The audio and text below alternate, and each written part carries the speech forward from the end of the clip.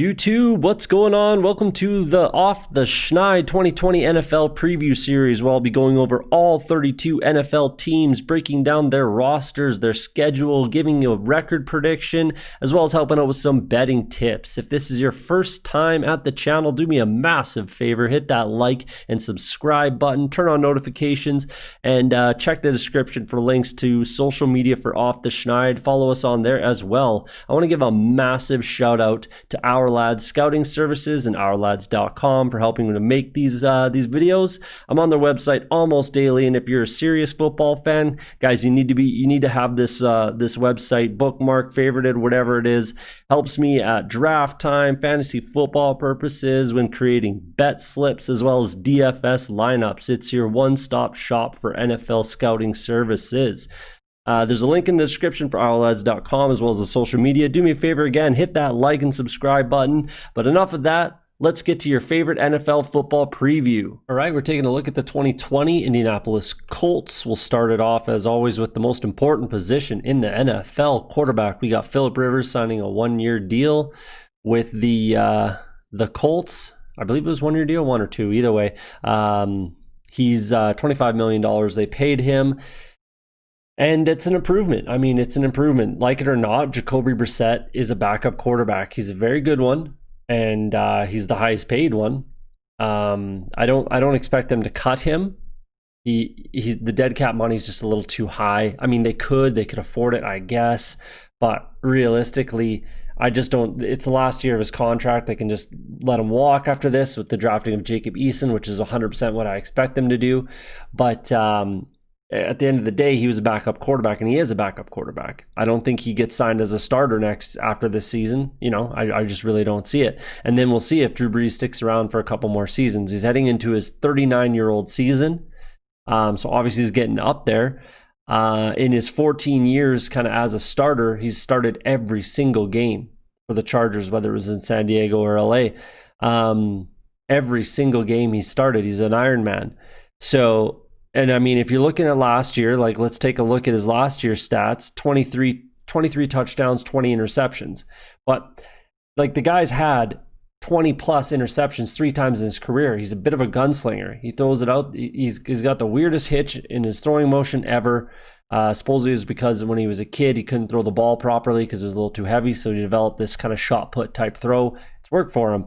I mean, you can basically pencil in my opinion, this year for Philip Rivers, you can pencil in 65% completion rate, pushing 4,500 yards, and pushing 30 touchdowns.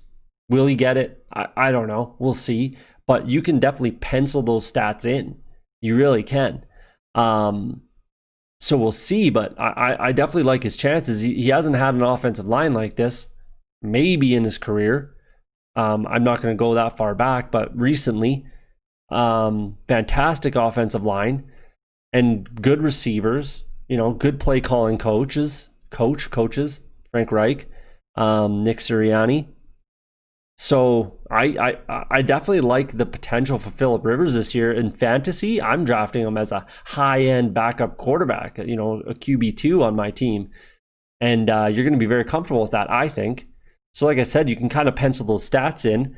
Running back is a point of strength on this team, in my opinion. Roosevelt Nix is a very good fullback. If that means anything to you, it kind of does to me. I like that. Marlon Mack, 1,000-yard rusher. Jonathan Taylor, fantastic college career. And I expect him to be the starter at some point. It might take week 4 or something like that for him to become the starting running back there. Or maybe they just two-headed backfield type of thing. And then again, for fantasy purposes, I've made a bunch of these, and I try to touch on at least one guy per team that's going to make a difference in fantasy. If you're in a full PPR league, take a look at Nyheim Hines. He caught 40 balls last year. He ran for 2 touchdowns. He only got in the end zone twice. But with Mack and Taylor, he's certainly the best pass catcher. And if you look at previous, Chargers teams, they got a lot of pass catchers. Look at Eckler last year. Back to the LaDainian Tomlinson days, they like their pass catching backs in Philip Rivers style offenses. He likes dumping it off to running backs. So I like Nyheim Hines. If you're last pick in your draft or really late in your draft, because no one's going to want to pick him. No one's going to pick him with Jonathan Taylor and Marlon Mack there. But if you're in a full PPR league, take a look at him, and I'm going to be taking a look at him personally. So that's their backfield situation, which is a point of strength in my opinion. Tight ends are fine. They let Eric Ebron go. Obviously, he signed. Here's the thing: he signed with the Steelers for a 2-year, $12 million contract. They go out and sign Trey Burton for under $1 million. Ain't nothing wrong with that. Like, is Trey Burton anywhere near Eric Ebron? No, of course not. I'm not going to say that. But Jack Doyle is just fine. Last year, 40 plus catches, 450 yards, 4 touchdowns. That's fine. That's okay in this offense, and he should improve on those numbers. Obviously, with Ebron out of town now. So their tight end situation, I'm completely fine with that. We all know about everybody talks about the offensive line in Indy, and it's true. They have a fantastic offensive line, one of the better ones in the league, probably top 5, I'd say. And then their wide receiver situation, it depends on Paris Campbell, and if he is everything that they think and a lot of people think, and I personally think that he will be a big contributor this year. But if you look at him and try to, the way I'm looking at this is I'm trying to make comparisons here between Phillip Rivers' previous offenses and this team. So Nyheim Hines, Austin Eckler, Jack Doyle. I mean, Antonio Gates, probably nowhere like Antonio Gates is one of the greatest tight ends of all time. And Jack Doyle's not that, but he's fine. He's 6'6", 260, He's a good tight end, very quality. And then if you're looking at the wide receivers, T.Y. Hilton, Keenan Allen, Michael Pittman, Mike Williams, you can see where I'm kind of going with this, where you can kind of pencil in these stats a little bit, or maybe Paris Campbell is more Keenan Allen. I'm not, we'll see. We'll see how it kind of plays out and who gets more routes and gets on the field more, gets more touches. I had Michael Pittman, about 6. I think I had him at 60 receptions, 800 yards, 6 touchdowns, something like that in my projections. You can check that in my other video. But and here's the interesting thing with this team and this offense. They didn't have a 1,000-yard receiver last year, and there's a decent possibility they don't do that again this year. And it's totally fine. And they're still a very good offense. I'm not going to sit here and say you have to have a 1,000-yard receiver. If all 3 of these guys have 6 to 800, 6 to 900 yards, and then Nyheim Hines is catching a lot of balls and Jack Doyle's catching a lot of balls, Phillip Rivers could still get to that 4,500 yard mark and not have a 1,000-yard receiver. That'd be interesting to see. That'd be really interesting to see, and I think it's possible in this offense. I really do. I really think that that's a possibility. It's improved. It's definitely an improved. They lost Devin Funchess, but Michael Pittman is most certainly a quality replacement there. Probably he's an improvement in my opinion. Definitely an improvement. As long as Paris Campbell can stay healthy and T.Y. Hilton can stay healthy, even if just one of them, if T.Y. Hilton and Pittman are healthy, this is a solid offense. You can definitely make a case for sure that this is the most potent offense in the AFC South, for sure. Especially with that offensive line. That's a difference maker. Most certainly a difference maker. Pop over to the defensive side of the ball.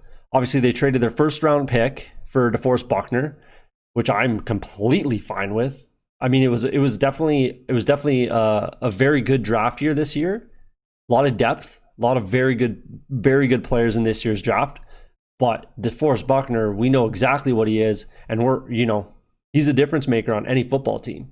Very, very good football player.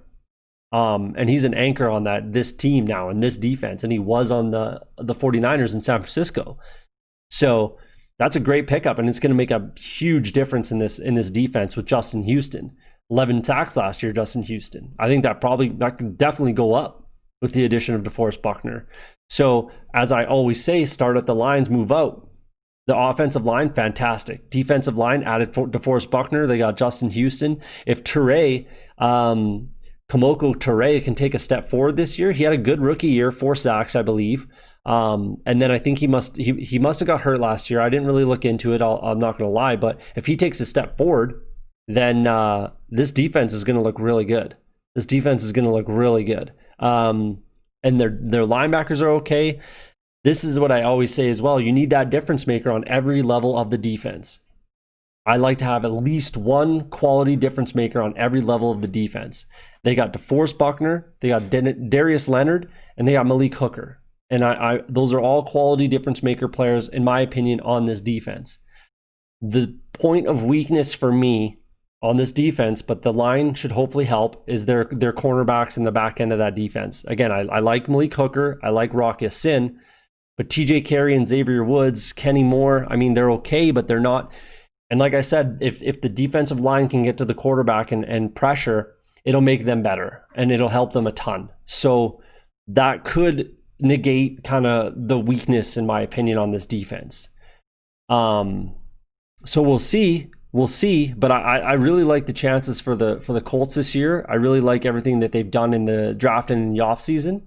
And let's take a look at their schedule and their record prediction in 2020. So we'll take a look at the Colts schedule here, and you can see my record prediction, low, high, my. I don't see them finishing any less than 8-8 like I have there. I think this is likely the best team in the AFC South.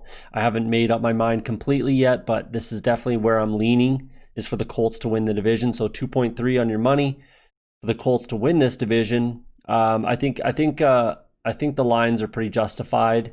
To be honest, it's all pretty justifiable to say that should be the order, and I agree with it. And again, I think the Colts finish a little closer to the high side than the low for me. I guess it's pretty up in the air. It's very possible that the winner of this division is 9-7. You know, that's very possible. I think this is a tight division. We'll see, but I think it just sets up, and we'll kind of go through it.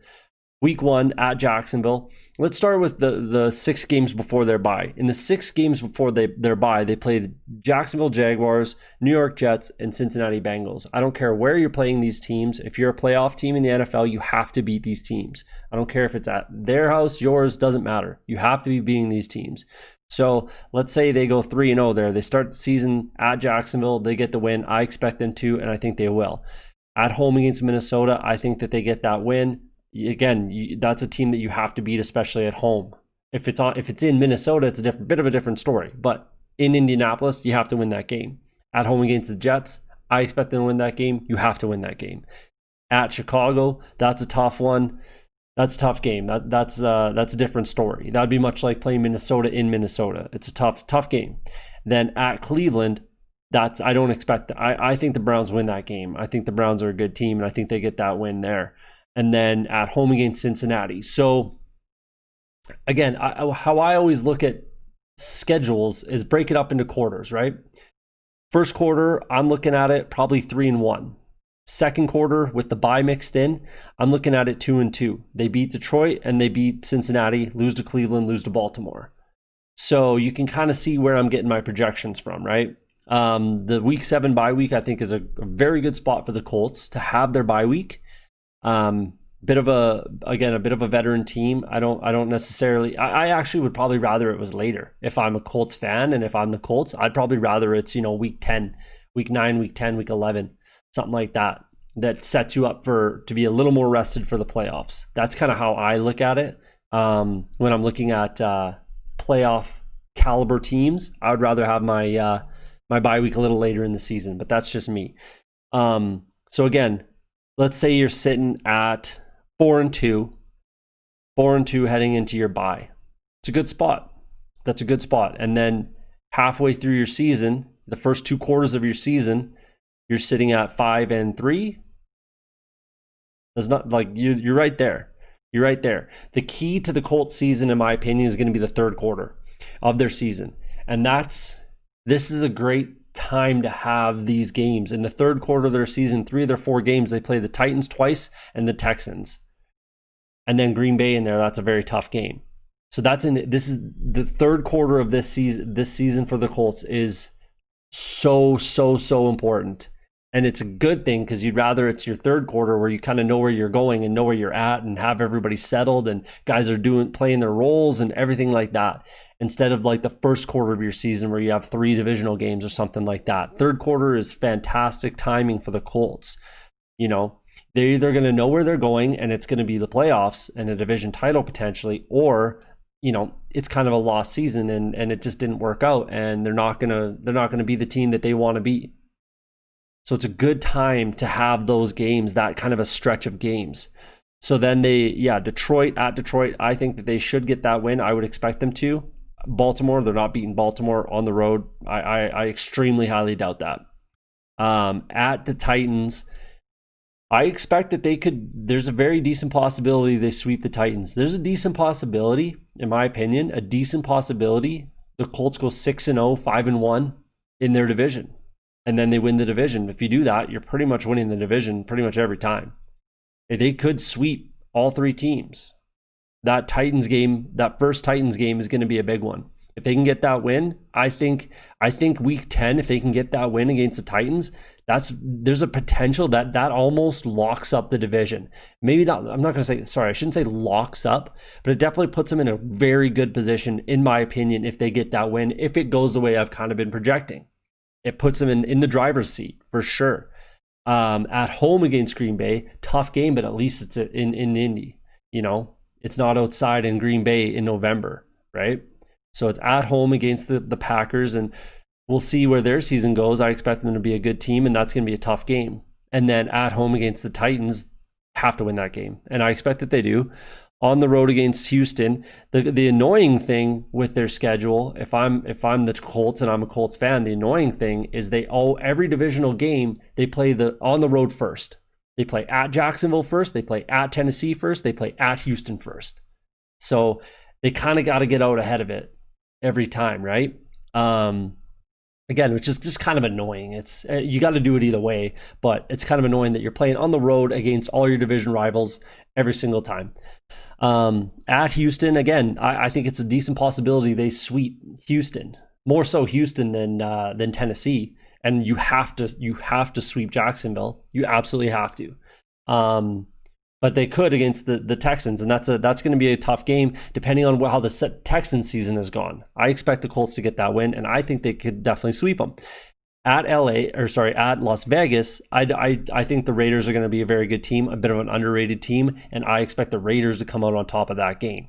Home to Houston, Colts get that win, in my opinion. You kind of have to. At the Steelers, I think the Colts get that win. Depends on where the Steelers are at, but I don't expect them to be in a position where they're going to be pushing for a postseason, berth. I'm not a believer of the Steelers. I'm not, and I've already taken heat for it, and that's fine. If I'm wrong, I'm gonna have to lay in that bed, and I'm prepared to. I don't expect that I'm wrong. I really don't. But I expect the Colts to get that win at Pittsburgh, and then at home against Jacksonville to wrap it up. That's going to be. There's a potential that's. I don't think the Colts have any chance to get the one bye. We've only got one bye this year, so I don't expect the Colts to be pushing for that bye. But it's definitely going to be a positional thing. So we're going to see how it plays out. But there's going to be teams that you'd rather play in the first round, most certainly. So they might even want to lose that game. It's very possible they might want to kind of lose that game. It's not very likely. No NFL team goes out there trying to lose games. Never, ever. But they might not be upset with losing to Jacksonville week 17. Either way, it depends on the positioning, right? We'll see how it plays out. But I think that there's an extremely good possibility. 10-6 is most certainly doable. 11-5 is absolutely doable. And that's kind of where I see the winner of the AFC South. That's where I see their record kind of being. I think it's potential 9-7, 10-6, 9-7, maybe 11-5. I think 11-5 gets it done for sure. But 10-6, I think would get it done, and maybe 9-7. Maybe there's a couple teams, 2 teams at 9-7, Titans or something like that, Titans and Colts that are 9-7, and then it just, obviously we can break that down at the time when if or when it happens. But 9-7 or 10-6, I think could get it done. And 2.3 on your money, I mean, that's okay. I always make a parlay bet with every division winner. It's a very public bet that I made last year. Got 7 of 8 right and made a decent amount of money. We'll